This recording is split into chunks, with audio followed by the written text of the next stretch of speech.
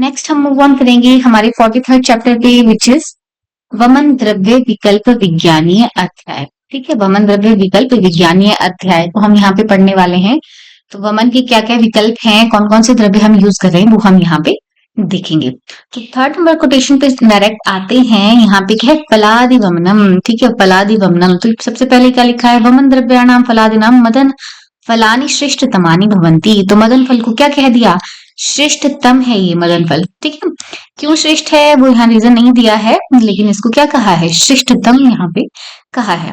ठीक है, आगे क्या कह रहे हैं, मदन पुष्पाणाम, मदन फल के पुष्पों की बात कर रहे हैं। उसको क्या करना है, आतप परिशुष्क करना है, धूप में सुखा लेना है। और फिर क्या करना है, चूर्णम प्रकुंचम। तो ये यहाँ पे प्रमाण दे रखा है कि एक प्रकुंच जो है वो चूर्ण का हमने यूज करना है। किसके साथ, प्रत्येक पुष्पा सदा पुष्पी निम्ब कषायाणाम अन्यतम आलोड्य। ठीक है, इनमें से किसी एक कषाय से, प्रत्येक पुष्पा क्या होता है, अपामार्ग के लिखा है, सदा पुष्पी यहाँ पे आम के फूल को कह रहे हैं, नीम या नीम की छाल या इनमें से किसी एक क्वाथ के साथ मिलाकर किसके साथ देना है, मधु सैंधव युक्ताम, मधु सैंधव के साथ पुष्प चूर्ण मात्रा पायित्व वामयित।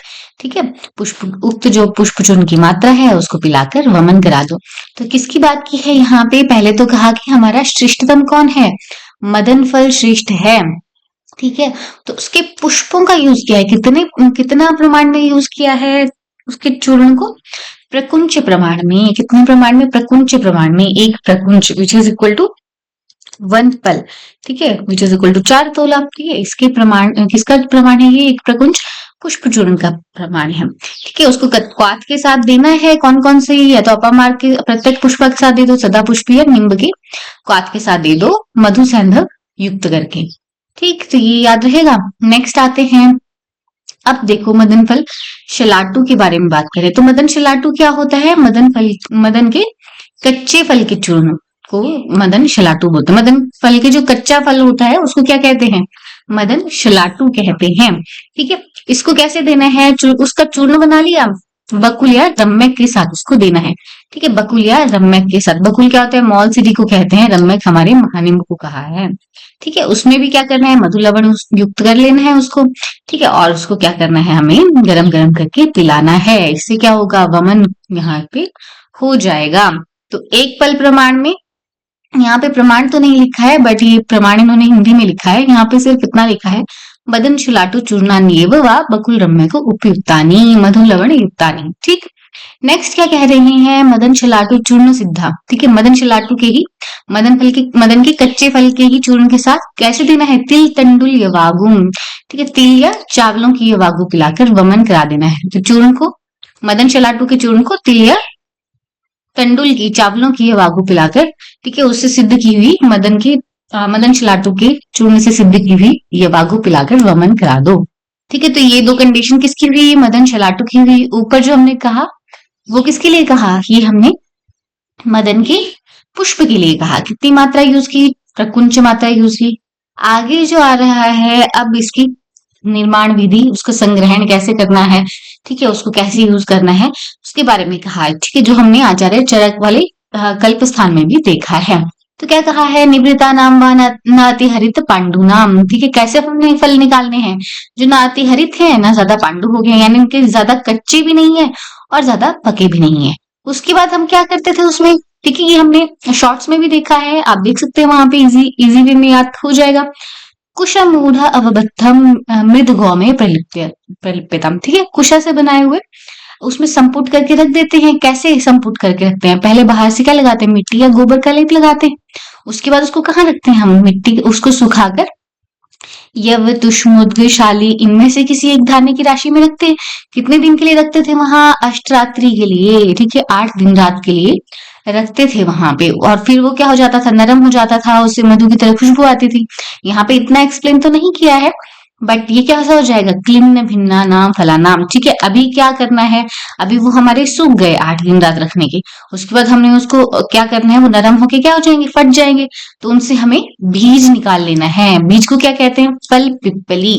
ठीक है, इन फलों से फला नाम फल पिप्पली उद्धृत शोषयेत। ठीक है, फल पिप्पली को हमने निकाल लिया। अब उसको हमें कैसे कैसे यूज करना है वो सब इन्होंने बताया है। आगे कैसे कह रहे हैं, दधि मधु पलल विमर्दित परिशुष्काणाम सुभाजनस्थ अंतर्नख मुष्टि मुष्णम। पहले तो हमें क्या करना है, इसको स्टोर कर लेना है। किसमें, ये जो बीज निकले उसको दही शहद पलल, पलल ये क्या होता है हमारा तिल चूर्ण को कहते हैं, ठीक है। उसके साथ मर्दन करके उसको सुखाकर उसको स्टोर कर लो एक पात्र में, ठीक। अभी जो स्टोर्ड है उसको हमें कितना कितना यूज करना है, अंतः नख मुष्टि प्रमाण। तो ये हमारे पास किसकी मात्रा हो गई, मदन फल पिप्पली की मात्रा हो गई। किसकी मात्रा हुई ये, मदन फल पिप्पली की मात्रा ये हुई, ठीक है। याद रहेगा, जो पुष्प की मात्रा है वो कितनी है, एक प्रकुंच है, और मदन फल पिप्पली की मात्रा कितनी है, अंतः नख मुष्टि प्रमाण। कि आपने मुट्ठी जो है क्या की है, बंद की है, ठीक है। मुट्ठी को आपने बंद कर रखा है, उतने प्रमाण की आपकी जो मदन फल की मात्रा है वो आ जाएगी, ठीक। आगे देखो क्या लिखा है, यष्टि मधु कषाय गोविदार आदि नाम अन्यत में वा कषाय प्रमृद्ध रात्रि प्रयुषित। या तो हमें यष्टि मधु के कषाय में रख लो उसको रात्रि भर, अंत नख मुष्टि प्रमाण हमने लिया। उसके बाद हमने क्या किया, उसको मुलेठी के गर्म क्वाथ में या फिर कोविदार के क्वाथ में उसको रात्रि पर्यंत रख दिया, ठीक है। उससे क्या हो जाएगा, जो उसका क्वाथ में मिलाकर उसका पोटेंसी जो है उसमें भी आ जाएगा।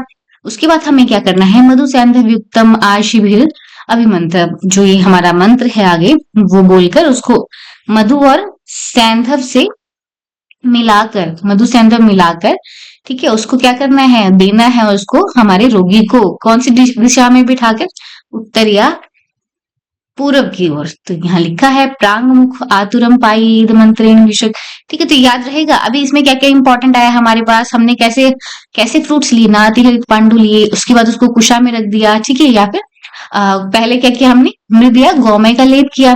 फिर हमने किसमें, किसकी राशि में रखते थे हम, यह तुष्मुद या शाली की राशि में रखते थे।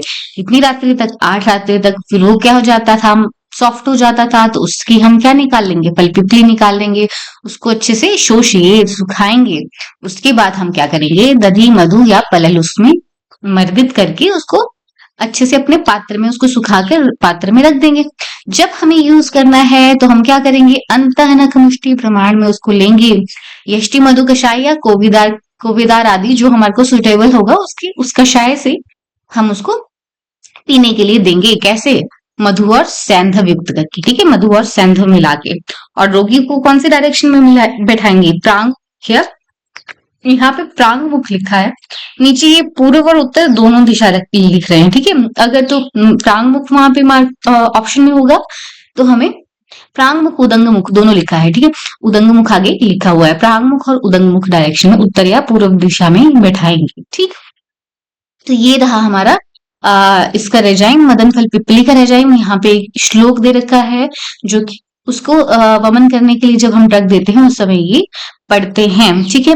आप इसको देख सकते हैं क्या क्या लिखा है, ये पंचकर्म के आपके थिएटर के बाहर लगा होगा। ब्रह्म दक्ष अश्विरुद्र इंद्र भूचंद्र अर्क अनिलः ऋषिः सौषधि ग्रामा भूत संघाष पांतुते रसायन विमर्शनाम देवानाम अमृतम यथा सुधेवोत्तम नागानाम भैषज्यम इदम अस्तुते, ठीक है। तो ये हमारा श्लोक है जो वहां पे हमें बोलना होता है वमन द्रव्य पिलाने से पहले, ठीक, ताकि औषधियां क्या है, फलदायी हों, ठीक है। अब ये सब हमने कर लिया, तो अब क्या कह रहे हैं, जो ये हमने मदन फल पिपली दिया, किसमें दिया, विशेषण श्लेष्म ज्वर प्रतिश्याय अंतर्विद्रदिशु। तो ये कंडीशन हमें ध्यान में रहनी चाहिए, किस किस में हम देते हैं, ठीक है। आपने कल को यूज करना होगा तो आपको पता होना चाहिए कौन कौन सी कंडीशन में हम ये योग देंगे। तो कफा ज्वर के लिए प्रतिश्याय और अंतर्विद्रधि में विशेषण विशेषकर इसको यूज किया है, श्लेष्म ज्वर प्रतिशाय अंतर्विद्रदिशु,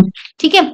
और जो हमारे अप्रवर्तमान दोष हैं जो निकल नहीं रहे हैं उसमें हम क्या करेंगे, पिपली वचा गौर सर्षप कलकेन मिश्रे लवणेर तुषाम्बुभि पुनः पुनः प्रवर्तिर, ठीक है। तो क्या क्या हम मिक्स करके देंगे, दोष नहीं निकल रहा है वमनादि रूप में, तो हम पिपली वचा सफेद सरसों लिखा है इसमें क्लियर, गौर सर्षप, ठीक है, उसके कल्क में नमक मिलाकर गर्म जल के साथ उसको बार बार देना है जब तक सम्यक वांति के लक्षण ना आए, ठीक। ध्यान रहेगा, जब हमने ये सब दे दिया, हमने अपना ड्रग दे दिया है, ठीक, फिर भी दोष हमारा निकल नहीं रहा, अप्रवर्तमान है। तो अभी हमें क्या करना है, पिपली वचा गौर सर्षप का कल्क बनाना है और उसको नमक मिलाकर बार बार उसको देना है जब तक सम्यग्वांत लक्षण आदि भी, जब तक वो सम्यग्वंती के लक्षण प्रवर्तित ना हो। समझ गए? ठीक है, इजी है चीजें, बस इसमें कुछ कुछ इंपॉर्टेंट चीजें हैं जो आपको पता होनी चाहिए। नेक्स्ट हम आते हैं हमारे 6 नंबर श्लोक पे। तो यहाँ पे डिफरेंट डिफरेंट प्रिपरेशंस जो हैं वो दे रखी हैं, डिफरेंट डिफरेंट प्रिपरेशन हमने कैसे मदन फल की देनी है, किस किस कंडीशन में देनी है, तो ये आपको ध्यान में रहना चाहिए। सबसे पहले क्या कह रहे हैं, मदन फल मज्जा चूर्णम व तत्क्वाथम परिभावतम मदन फल कषायेन, कि मदन फल की मज्जा का हमने चूर्ण लिया, जो उसका पिपली है उसका चूर्ण लिया और उसी के ही तत्क्वाथम परिभावतम, उसी के ही क्वाथ से भावना देकर हमने क्या किया, वमन करा दिया। ठीक, दूसरी कंडीशन क्या है, मदन फल मज्जा सिद्धस्य व पयस्य संतानिका क्षौद्रिप्ता। ठीक है, तो दूसरी कंडीशन में हमने क्या किया, मदन फल की मज्जा से ही सिद्ध करके क्या, पयस, ठीक है, पयस की संतानिका यानी कि दूध की मलाई को हमने सिद्ध कर लिया और उसमें शहद मिलाकर क्षौद्रिप्ता उसको खिलाने के लिए दे दिया ताकि वमन हो जाए। ठीक है, दूसरी कंडीशन ये हो गई। पहले में तो मदन फल के ही कषाय से हमने उसको भावित करके दे दिया वमन के लिए। दूसरी कंडीशन में हमने क्या किया, मदन फल को दूध से सिद्ध किया और उसकी जो मलाई बनाई उसको शहद मिलाकर हमने पेशेंट को दे दिया। नेक्स्ट हमारे पास कंडीशन क्या है, मदन फल मज्जा सिद्धम व पय। ठीक है, मदन फल की मज्जा से सिद्ध पय का यूज किया, हमने दूध का यूज किया, तो दूध को देकर वमन करा दिया पेशेंट को। तीसरी कंडीशन क्या है, मदन फल मज्जा सिद्धिन व पैसा यवागु। ठीक है, अभी हमने तीसरी कंडीशन में क्या किया है, मदन फल की मज्जा से सिद्ध किया हुआ यवागु जो है बनाकर दिया। अब ये कौन सी कंडीशन में हम देंगे, अधोभाग अस्रिक पित्त हृदय दाहो, अधोभाग अस्रिक पित्त हृदय दाह में इसको देंगे। यानी कि क्या हुआ, अधोभाग जो रक्त पित्त है, अधोभागगत रक्त पित्त में हमारी ट्रीटमेंट क्या रहती है, इसमें क्या कहते हैं इसको, अपोजिट डायरेक्शन में हम ट्रीटमेंट करते हैं। ठीक है, अधोभागगत रक्त पित्त है तो उसमें हम क्या कराते हैं, वमन कराते हैं। ठीक, और हृदय दाह में इसको देंगे, और हृदय दाह में इन फॉर्मुलेशंस को हम देंगे जो दूध के साथ वाली फॉर्मुलेशंस हैं। नेक्स्ट हम आते हैं, क्या कह रहे हैं, मदन फल मज्जा सिद्धस्य वा पयसु दधि भावम उपगतस्य दधि उत्तर दधि वा। अभी दधि उत्तर का यूज करेंगे या फिर दही का यूज करेंगे।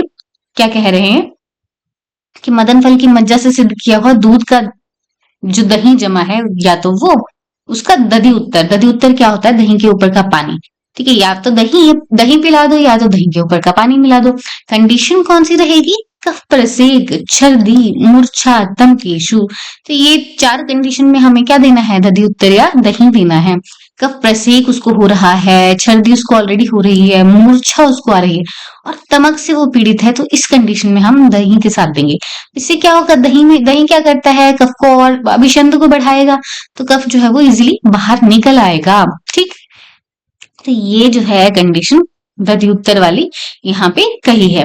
नेक्स्ट देखो क्या लिखा है, मदन फल मज्जा रसम भल्लातक स्नेह अवदाय, की भल्लातक का जैसे स्नेह निकालते हैं वैसे मज्जा का इसका क्या निकालना है, मदन फल की मज्जा का रस या तेल निकाल दो।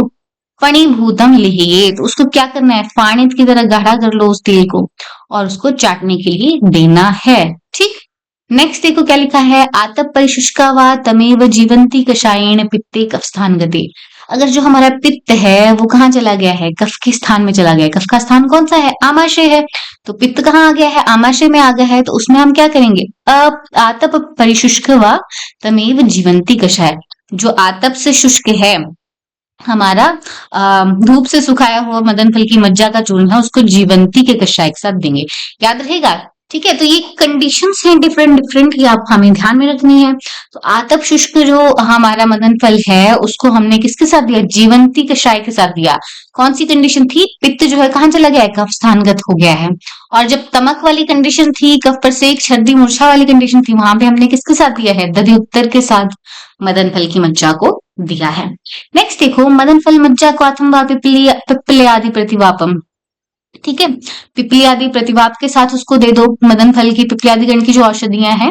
ठीक है, मदन फल की मज्जा के क्वाथ में पिपली आदि गण की औषधियों का चूर्ण मिलाकर दे दो। ठीक, आगे क्या कह रहे हैं, तत्चूर्णम निम्ब रूपिका कषायेण अंतरेण संतर्पण कफ ज्वर व्याधि हरम। क्या मतलब है इनका, ये हमने दिया, मिलाकर पीने से इससे क्या होगा, जो संतर्पण जन कफज व्याधियां हैं, जब हम इसको पिप्पली आदि प्रतिवाप के साथ देंगे तो ये संतर्पण जन्य व्याधियां जो है वो नहीं होंगी। ठीक है, उस कंडीशन में हम उसको देंगे। ठीक है, मदन फल की मज्जा के चूर्ण को निम्ब या रूपिका आंख में से किसी एक क्वाथ के साथ मिलाना है। मतलब हमने क्या किया यहाँ पे, ये this sentence is complete. Madan फल की पिप्पली, उसको प्रतिवाप किसका दिया, पिप्पली का प्रतिवाप दिया, पिप्पली आदि के चूर्ण का, और किसके कषाय के साथ दिया, नीम या रूपिका, रूपिका इज फॉर अर्क, निम्ब या रूपिका के कषाय के साथ हमने उसको दिया है। ठीक, आगे देखो, मदन फल मज्जा चूर्णम, मदन फल की मज्जा का चूर्ण हमने किसके साथ दे रहे हैं, मधु काश्मीर द्राक्षा कषाय, किसके साथ दिया हमने, मधु की द्राक्ष या काश्मीर द्राक्षा के कषाय के साथ इसको दिया है। तो ये अलग अलग कंडीशन है हमारे पास। ठीक है, जब पिप्पलादि गण की औषधियों का प्रतिवाप दिया और साथ में हमने क्वाथ दिया निम्ब और रूपिका का, तो ये कौन सी कंडीशन में था, संतर्पण जन व्याधियों में या कफज रोग इससे नष्ट हो रहे थे। और फिर लास्ट में हमने किससे कंप्लीट किया, मुलेठी गंभारी और द्राक्षाई क्वाथ से इसको पिलाया। तो ये रहा हमारा मदन फल का सारा विधान। यहाँ पे हिंदी में लिखते हैं मदन फल की ये 31 प्रयोग है। ठीक है, तो 31 प्रयोग यहाँ पे टोटल ये इन्होंने हिंदी में किया है कि 31 प्रयोग हमने बोले हैं। तो जब पूछा जाता है आचार्य सुश्रुत के मदन फल के योग कितने हैं, तो कितना मार्क होगा, 31 योग जो है वो मार्क होगा। ठीक है, तो ये 31 योग यहाँ पे इनके माने हैं। नेक्स्ट हमारा कौन सा आता है, वामक द्रव्य जिमूतक आता है। तो जिमूतक का कैसे यूज किया इन्होंने, जिमूतक कुसुम चूर्णम पूर्ववदेव क्षीरे। तो जिमूतक के भी हमने क्या किया, पुष्पों के चूर्ण को यूज किया, जैसे हम पहले यूज कर रहे थे मदन फल का अपमार्ग के साथ यूज कर रहे थे। ठीक है, और भी बाकी चीजों के साथ यूज कर रहे थे, तो वैसे ही हमने जिमूतक के भी पुष्प के कुसुम चूर्णों को यूज करना है। ठीक है, जिमूतक के कुसुम चूर्ण यानी कि पुष्प चूर्ण को यूज करना है। आगे क्या कह रहे हैं, निवृत्तेषु क्षीरवागु, वैसे ही क्षीरवागु बना दो। ठीक है, जब वो छोटे छोटे फल हैं, छोटे छोटे रूप में उत्पन्न हुए हैं, उनको क्या बना दो, उनका यवागु बना दो दूध से सिद्ध करके। रोमश अगर है तो उसके संतानिका के साथ यूज करो। रोमश मतलब जब जिमूतक थोड़ा सा अभी पक गया है तो उसमें रोम आ जाते हैं, बाल आ जाते हैं, तो उस कंडीशन में हमें क्या करना है, उस कंडीशन में हमें उनका दूध को उबालकर उस पे जो मलाई आती है उसको खिलाना है वमन के लिए। ठीक, ध्यान रहेगा। और जब वो अरोमश हो जाएंगे, जब थोड़े से और पक जाएंगे तो ये रोम झड़ जाएंगे, तो उस समय दधि उत्तर के साथ देना है। तो दधि उत्तर क्या है, दही का पानी ऊपर देखा हमने। ठीक है, तो उस कंडीशन में हमें जब रोम झड़ जाएंगे तो दधि उत्तर के साथ देना है। ठीक है, नेक्स्ट क्या कह रहे हैं, हरित पांडुषु दधि तत्कषायम संश्लिष्टा सुरा। तो सुरा के साथ कब दे रहे हैं, जब फल हरे या पांडु वर्ण के हो जाए। ठीक है, तो उनको क्या करना है, दूध पका के उसमें जमे हुए दही के साथ खिला दो, या फिर उन फलों से सिद्ध क्वाथ या क्वाथ के साथ सुरा मिलाकर पिला दो। क्या है, हरित पांडुषु दधि, दधि के साथ दिया, और तत्व कषाय, उसका जो कषाय है किससे संश्लिष्ट करना है, सुरा के साथ संश्लिष्ट ये करना है। ठीक है, तो ये अलग कंडीशन बता दी। अब ये हमारा जो जिमूतक कुसुम है वो कहाँ यूज होगा, कफ, कफ अरोचक का श्वास पांडु रोग क्षयम। तो ये आपको ध्यान में रहना चाहिए, बाकी चीज याद रहे ना रहे ये आपको ध्यान में रहना चाहिए। रोमश है तो संतानिका के साथ देंगे, अरोमश हो गया तो दधि उत्तर के साथ देंगे। ठीक है, हरित पांडु है तो दही या कषाय को सुरा के साथ संश्लिष्ट करके देंगे। और कंडीशंस क्या रहेंगी, कफ अरोचक कास श्वास पांडु रोग और यक्ष्मा में। ठीक है, इन कंडीशंस में हम क्या दे रहे हैं, जिमूतक कुसुम चूर्ण दे रहे हैं। और क्या कह रहे हैं, पर्याय गतेषु मदन फल मज्जवत उपयोग। ठीक है, बाद में जब वो पक जाएगा तो उसके जो मज्जा होगी मदन फल की मज्जा की तरह उसका भी यूज करना है, जैसे हमने ऊपर किया है। अब आगे क्या कह रहे हैं, तदेव कुटज फल विधान, कुटज फल का भी ऐसे ही विधान करना है, ऐसा ही कृत्यवेदन का करना है, ऐसा ही इक्ष्वाकु का करने के लिए कहा है। ठीक है, एवं क्षीरेण कास श्वास छर्दी कफ रोगेशु उपयुज्यते। ठीक है, इसी तरह से इनको यूज करना है। और क्या कह रहे हैं, इक्ष्वाकु के लिए, इक्ष्वाकु को जब हम क्षीर के साथ यूज करेंगे तो क्या होगा, तो वो काश श्वास और काश श्वास छर्दी और कफ रोगों में इसको यूज करेंगे। ठीक है, छर्दी और कफ रोगों में इसको यूज करेंगे। किसके लिए कहा है, इसके लिए इक्ष्वाकु के लिए इसको कहा है। ठीक है, तो याद रहेंगे ये सब चीजें। नेक्स्ट जो है हमारे पास क्या आता है, नेक्स्ट हमारे पास आ रहा है धामार्गव। तो धामार्गव के लिए बहुत ज्यादा कुछ नहीं लिखा है, कंडीशन जो लिखी है वो हमें ध्यान में रहनी चाहिए। धामार्गवस्य मदन फल मज्जावद उपयोग, तो मदन फल की मज्जा की तरह इसको यूज करना है। विशेषस्तु, अब किसमें मेनली यूज है, तो विशेषस्तु विशेष करके लिखा है, तो ये हमें ध्यान में रहना चाहिए। गर्ग गर गुल्म उदर कास श्वास श्लेष्मामयेषु, क्या क्या है, गर गुल्म उदर कास श्वास श्लेष्मामयेषु, ठीक है। तो ये आपको याद रहना चाहिए, गर्गुल्म में, उदर रोग में, कास में, श्वास और श्लेष्मामय में इसको यूज करना है, ठीक। अभी नेक्स्ट क्या है, वायु च कफ स्थान गति, वायु क्या है, कहाँ चलेगी, वो कफ के स्थान में चली गई है, ठीक है। कफ का स्थान हमारा कहाँ था, आमाशय था, तो वायु कहाँ पहुंच गई, वायु यहाँ पे आमाशय में पहुंच गई। तो इस कंडीशन में भी हम क्या यूज करेंगे, धामार्ग का यूज करेंगे, ठीक। याद रहेगा, इसमें ज्यादा कुछ तो नहीं है, डिफरेंट सा है ये गरुगुल मुदरेशु वाला, काश्वास वाला, ठीक है। पेज के लास्ट में हम इसको पढ़ रहे हैं, माइंड में एक मैप भी आप बना लो। नेक्स्ट हम आते हैं कृतवेदन के लिए। कृतवेदन के लिए क्या लिखा है, कृतवेदन फल पिपली नाम मंद्रव्य कषाय परिता बहुषष्टि चूर्णम उपल आदिशु तदम आघ्रातम वाम्यति, तो यहाँ पे सूंघने के लिए कहा है उसको, ठीक है। आघ्रातम वाम्यति मतलब सूंघ के वमन कराना है, सूंघा के वमन कराना है, इसको हिंदी में देखेंगे। तो कृतवेदन का क्या है, श्वेत पुष्प वाली कड़वी तो रही है ये इसमें क्या रहेगा, उसके फलों की मज्जा को क्या करेंगे हम, बाकी जो वामक द्रव्यों वाले क्वाथ है उसके साथ भावित कर देंगे, भावित करके उसको घोटेंगे, सुखाकर चूर्ण बना लेंगे, ठीक है। अब क्या करेंगे, जो उत्पल आदि हैं हमारे, जो लोटस वाली वैरायटी है, उसके पुष्पों पर छिड़क कर उसको सूंघने के लिए दे देंगे, ठीक है। पुष्प तो सूंघ लेगा आदमी इजीली, उसको सूंघने के लिए देंगे और उसको सूंघने से ही वमन हो जाएगा। तो देखो कितना स्ट्रांग रहेगा ये कृतवेदन को, जो भावित करके हमने बनाया हुआ चूर्ण है उसको सूंघने से ही वमन हो जाएगा। तो क्या यहाँ टर्म थी, आघ्रातम वामयति, ठीक। अब क्या कह रहे हैं इस प्रयोग से, जिनके दोष बहुत बढ़ गए हैं उनको क्या करना है, आकंठ तक या वागु उनको पिलानी है, उसके बाद उसको यूज करना है। ये यहाँ लिखा है, तदनवबद्ध दोषेषु यवागुम आकंठ आकंठ आत्पीत वत्सु च विद्यात, ठीक है। आकंठ यवागु पिलाई, उसके बाद हमें इसको यूज करना है। इस तरह से क्या कह रहे हैं, वमन विरेचन शिरो विरेचन के द्रव्यों के समान गुण वाले, मतलब क्या कह रहे हैं ये, जो हमारे पास समान गुण वाले द्रव्य हैं, जैसे वमन ही कराने वाला द्रव्य है, उससे अगर हम भावित करेंगे क्वाथ से, तो हमारा जो द्रव्य कैसा होता है, वो अच्छा कार्य करने वाला हो जाता है और काफी गुणकारक हो जाता है, ये यहाँ पे कह रहे हैं, ठीक। लास्ट में क्या कह रहे हैं, वमन कराने वाले द्रव्यों के योगों का यहाँ पे संक्षेप में निर्देश कर दिया है, बट हमें देना कैसे है, रोग, काल, रोगी या रोगी की शक्ति, इन सब का निश्चय करके वमन द्रव्यों को यूज करना है। किस किस फॉर्म में यूज करना है, कषाय दे सकते हैं, स्वरस दे सकते हैं, कल्क, चूर्ण, ठीक है, इन सबको दे सकते हैं। और कौन कौन से रूप में दे सकते हैं, पेय, लेह्य, भोज्य आदि द्रव्यों की आहार द्रव्य की तरह इसको दे सकते हैं। तो ये बुद्धिमान वैद्य को इसको यूज करना है। ये रहा हमारा 43rd चैप्टर। नेक्स्ट हमारे चैप्टर में विरेचन द्रव्य विकल्प रहेगा, ठीक है। अभी हमने वमन के बारे में पढ़ा, एक बार फटाफट रिकैप करेंगे क्या क्या इसमें इंपॉर्टेंट था हमारा। सबसे पहले हमने क्या देखा, मदन फल के हमने क्या यूज किया, पुष्पों को यूज किया है, ठीक है। मदन फल को पहले तो श्रेष्ठ कहा, उसके बाद हमने क्या किया, मदन फल के पुष्पों को यूज किया, कितना यूज किया, प्रकुंच मात्र यूज किया है, ठीक है। उसके बाद हमने मदन फल शलाटू का जो है यूज किया है। मदन फल शलाटू को हमने बकुल, रम्यक, इन सब की क्वाथ के साथ यूज किया है। नेक्स्ट हमने देखा उसको स्टोर कैसे करना है, तो ऑलमोस्ट बाकी सारा चरक की तरह है। अनाहति हरित पांडु हमने फ्रूट लिया, उसको कुशा में रखा और उसको क्या है क्या किया, मिट्टी या गौमे का प्रलेप उसको किया और उसके बाद उसको यव, तुष, मुद्ग, शाली इनके राशि में रख दिया 8 रात्रि के लिए। सेम ऐसा चरक में भी है।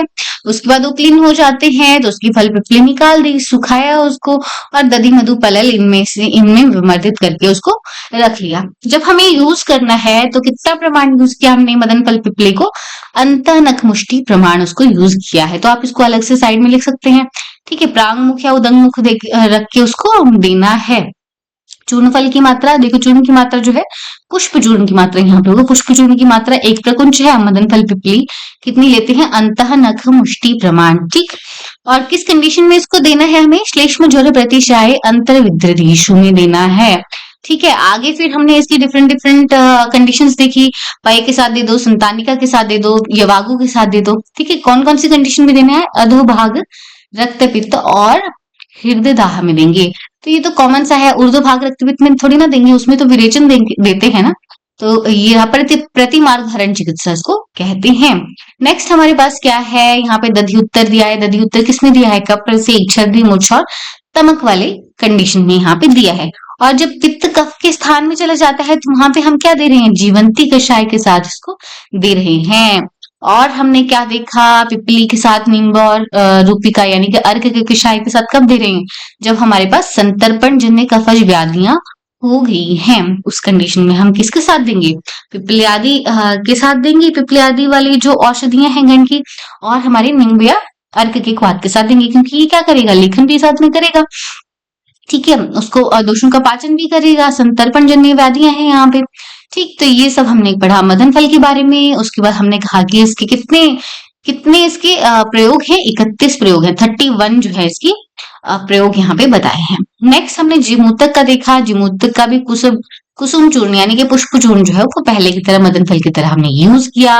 निवृत्तेषु क्षीरवागु, जो हमारा चिमूतक का फल है उसको क्षीरवागु के साथ यूज किया। रोमश होता है तो संतानिका के साथ यूज किया। अरोमश हो जाता है तो दधि उत्तर के साथ यूज किया है। ठीक है, किस किस कंडीशन में हमने उसको दिया?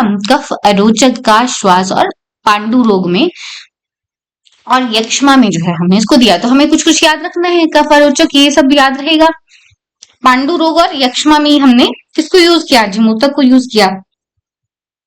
ऐसे ही कुटज फल का विधान बोलते हैं, कृतवेदन का विधान बोलते हैं, इक्ष्वाकु का विधान बोलते हैं। आगे हम क्या क्या, क्या देखते हैं? धामार्क के लिए इन्होंने विशेषकर क्या कहा है? किसमें मेहंदी देना है? गर गुल्म में, उदर में, गर में, गुल्म में, गर में, गुल्म में, उदर में, GGU के SS करके भी याद रख सकते हैं, जैसे आपको इजी रहता है। गर गुल्म उदर का श्वास और श्लेष्माशयेषु वायु ज कफ स्थान गति। ठीक है, कफज रोगों में और कफ स्थान में अगर वात का संशमन होता है, इस कंडीशन में हम इसको धामार्क को देते हैं। फिर हमारा जो कृतवेदन है, नाम देखो इसका कैसा है? कृतवेदन।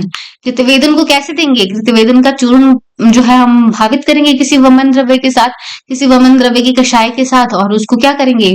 लोटस वाली वेराइटी के फ्लावर्स पे छिड़क कर उसको सूंघने के लिए देंगे। आग्रहातम वामेति, उसको सूंघने से क्या हो जाएगा? वमन हो जाएगा। तो ये रहा इंपॉर्टेंट पॉइंट्स इस चैप्टर का, आपको अच्छे से कवर कर लेना है और उसको सुन के ही आपको ये याद हो जाएगा ऑलमोस्ट। ठीक है, अगर आपको सही लगता है तो आप अपने फ्रेंड्स के साथ भी शेयर करिए।